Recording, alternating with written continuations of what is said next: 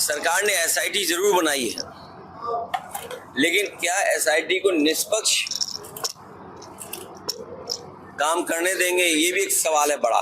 CCTV के footage गायब हैं, जो खबरें आ रही हैं आप ही लोग दिखा रहे हो।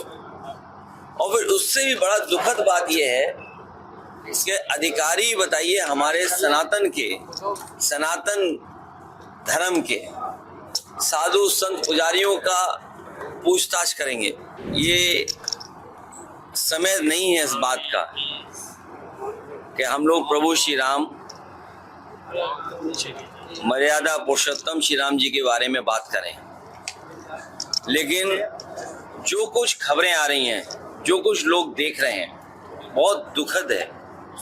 लोगों को बहुत ठेस पहुंची है। प्रभु राम के प्रति श्रद्धा और उनके प्रति जो लगाव है भारत के लोगों का, वो हम कभी किसी से तुलना नहीं कर सकते। लोग कभी ये स्वीकार नहीं कर सकते थे कि उनके चढ़ावे के बारे में भी ये खबरें आएंगी। सरकार ने एसआईटी जरूर बनाई है, लेकिन क्या एसआईटी को निष्पक्ष काम करने देंगे, ये भी एक सवाल है बड़ा। सीसीटीवी के फुटेज गायब हैं, जो खबरें आ रही हैं आप ही लोग दिखा रहे हो। और फिर उससे भी बड़ा दुखद बात यह है कि अधिकारी बताइए हमारे सनातन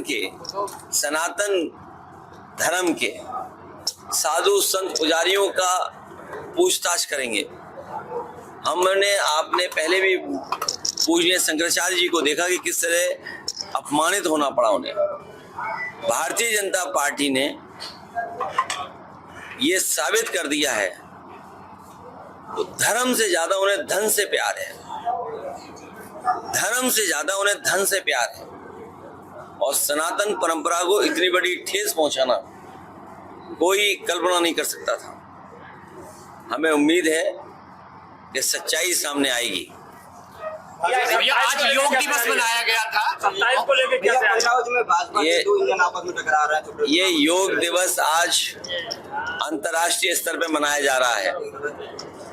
अंतर्राष्ट्रीय स्तर पर ये मनाया भी गया है योग दिवस। हमें आपको सबको संकल्प लेना चाहिए, ये एक दिन का कार्यक्रम नहीं हो। योग हर दिन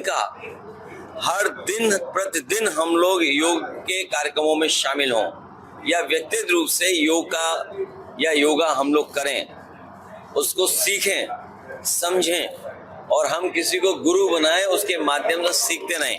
लेकिन भारतीय जनता पार्टी योग से भी राजनीतिक लाभ लेना चाहती है।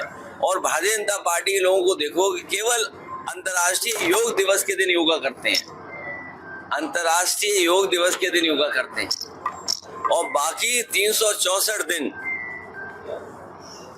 सीसीटीवी से सीसी करते हैं।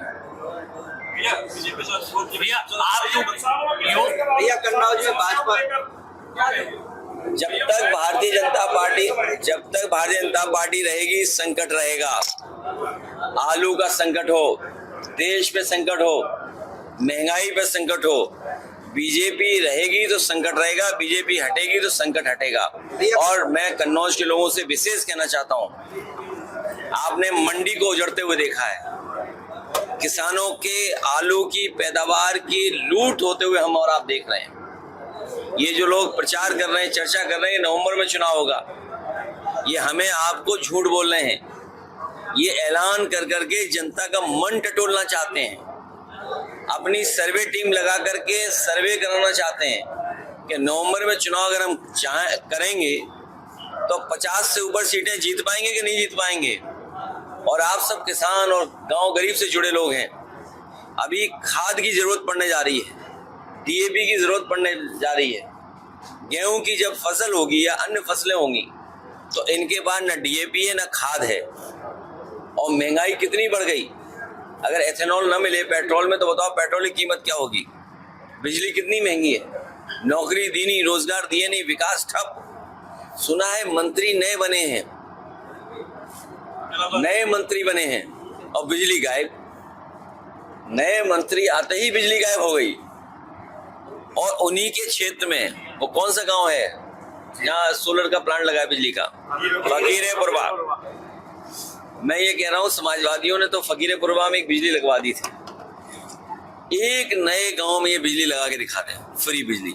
भैया कन्नौज में भाजपा के दो इंजन आपस में टकरा रहे, सुब्रत बनाम मशीन की लड़ाई चल रही है, कैसे फायदा मिलेगा? ये इंजन इसलिए टकरा रहे हैं, इनकी भ्रष्टाचार की टंकी बड़ी हो गई है, भ्रष्टाचार की टंकी बड़ी हो गई है। नीट परीक्षा को लेकर पूरे देश में विरोध चल रहा है और छात्र जो है विरोध कर रहे हैं परीक्षाओं को लेकर। नीट पर प्रश्न लगे हैं, यूपी में ही 4 लाख बच्चे प्रभावित हुए हैं। 4 लाख का मतलब हुआ अगर परिवार के 5 लोग सदस्य, तो 5 गुना 4 लाख 20 लाख लोग भारतीय जनता पार्टी को हराने के लिए तैयार हैं।